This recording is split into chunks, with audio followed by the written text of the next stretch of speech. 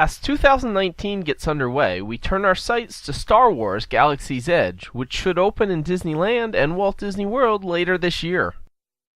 While no exact date has been announced, Disney is stuck with the late fall of 2019 timeframe for the new land in Disney's Hollywood studios, and recently even dropped the word late from their official statement. Some speculating the first guests may visit Florida's version of Galaxy's Edge as soon as October of this year. While the exact timing isn't known yet, we do know many folks are already planning trips to Disney World this fall, while many more are anxiously awaiting an official opening date to start planning their visits to the new Star Wars lands. So now seems like a pretty good time to talk about what we already know about Galaxy's Edge and Disney World. We're going to present a brief overview here, and then delve into a lot more of the details about the new Star Wars addition to the parks in a series of videos. Just a quick note that much of what I share here is based on what Disney has announced, though a few items come through usually reliable non-Disney-owned podcasts and social media outlets. So it's possible some of what we know or believe to be true today may change. Even ideas that Disney announces don't always come to fruition for a variety of reasons. Not everything turns out exactly as we expect it to, but I feel pretty confident this series of videos will offer a pretty accurate representation of what you'll find when you visit Star Wars Galaxy's Edge later this year. Now, let's take a peek behind the construction walls. Star Wars Galaxy's Edge will be a new 14-acre land that Disney has described as the single largest land expansion that they've ever done.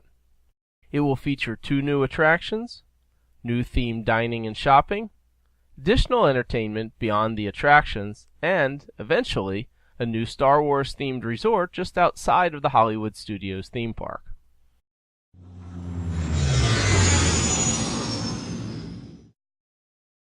If you've seen any Star Wars film, then there's a pretty good chance you may have wondered what it might be like to be aboard a spaceship from those stories. The Millennium Falcon is one of the most iconic ships in the Star Wars universe. In Millennium Falcon Smuggler's Run, Disney aims not only to put you on board that ship, but to give you some measure of control over your experience as the Falcon takes flight on some sort of adventure.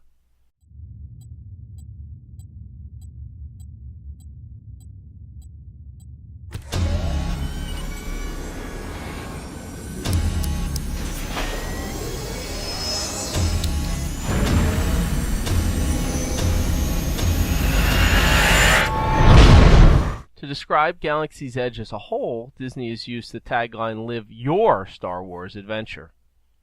Scott Trowbridge, Portfolio Creative Executive at Walt Disney Imagineering, who is leading the development of Galaxy's Edge, introduces the new land by saying, "We want you to discover your own Star Wars story, not just remember somebody else's Star Wars story." Putting you at the controls of the Millennium Falcon and how well you succeed on your mission will likely be part of that story.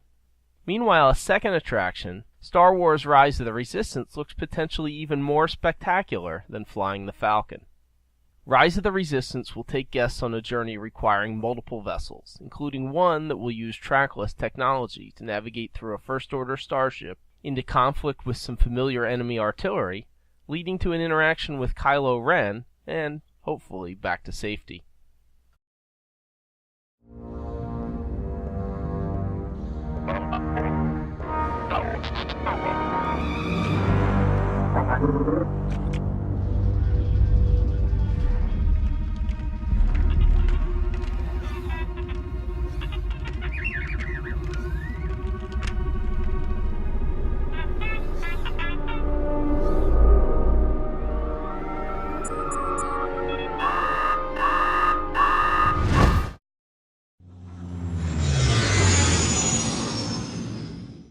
When you visit Star Wars Galaxy's Edge, you will be transported to the planet Batuu, which, while it may be new to us, is purported to have always been part of the Star Wars universe.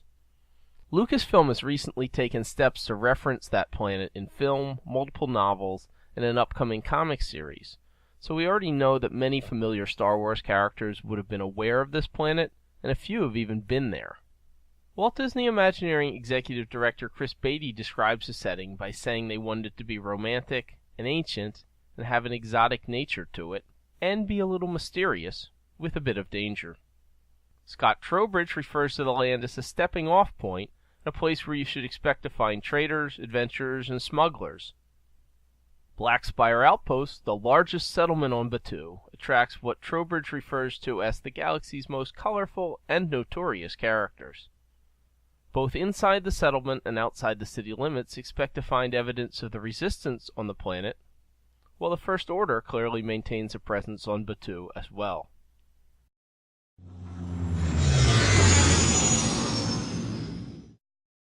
As a trading post and a new theme park land, it should be no surprise that merchandise for sale will also be a big part of the new land. Shops within Black Spire Outpost will feature items that you might actually find in a remote village in a galaxy far, far away. In other words, don't expect to find familiar Disney characters or items with a Galaxy's Edge logo inside these shops, though do expect to find those items other places outside the new land. We know there will be a shop where guests can create somewhat customized droids, a shop managed by a collector of rare items he has gathered from around the galaxy, and a store run by a Toydarian toy maker selling items made to look like they were handmade by local craftspeople.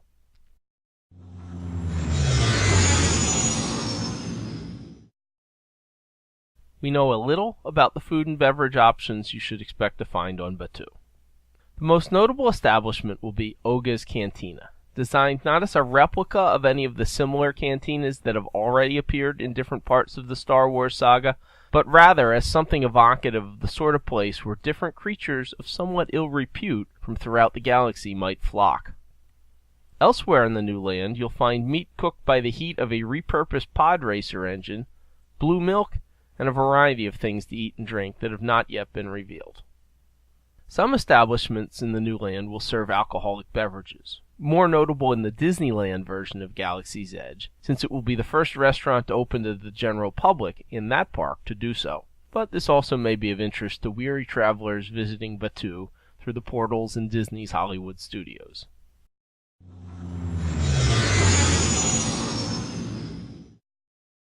The entertainment inside Galaxy's Edge won't be limited to the two new attractions. Characters will appear in some form in the new land, though it sounds like whatever formal character meet photo opportunities remain in Hollywood studios won't be located in Batuu.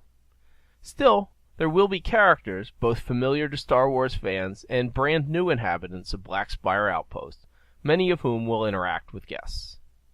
There will also be some sort of an interactive gaming experience, perhaps similar in a way to what guests already see in Agent P's World Showcase Adventurer, Sorcerers of the Magic Kingdom, and a pirate's adventure, Treasures of the Seven Seas, also in the Magic Kingdom.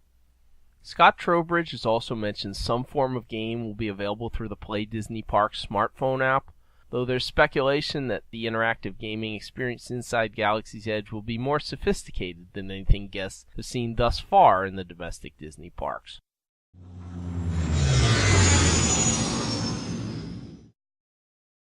You can see there's already a lot inside Star Wars Galaxy's Edge, and there are already plans to add to what you'll find on opening day. We don't know when the first guests will be invited to visit, and remember, some of what we think we know now may change in the months to come, but we'll share whatever news does come out right here.